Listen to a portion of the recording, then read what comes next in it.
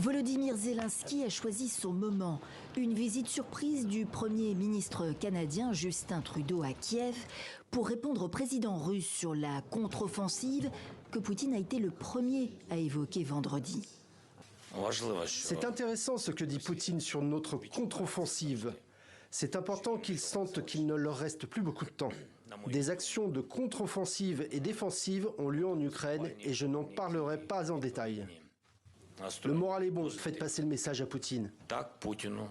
Le Premier ministre canadien est venu avec de nouveaux engagements en Ukraine, financiers, mais aussi de formation des pilotes ukrainiens sur des avions de combat et de contribution à la maintenance des chars Léopard de fabrication allemande.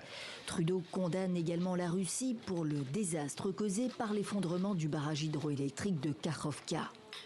Un Premier ministre canadien très applaudi par ailleurs devant le Parlement ukrainien lorsqu'il évoque le soutien de l'adhésion de l'Ukraine à l'OTAN.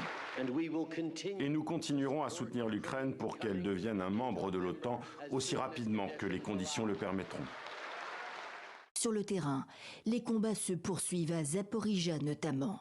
Le ministère russe de la Défense diffuse ces images d'attaques au drone sur une colonne de chars et de véhicules blindés de fabrication occidentale. Côté ukrainien, un responsable militaire affirme que les forces ukrainiennes ont avancé de plus d'1 kilomètre autour de Bakhmout dans la région de Donetsk. Des opérations menées dans au moins 4 zones du front samedi, selon l'Institut pour l'étude de la guerre.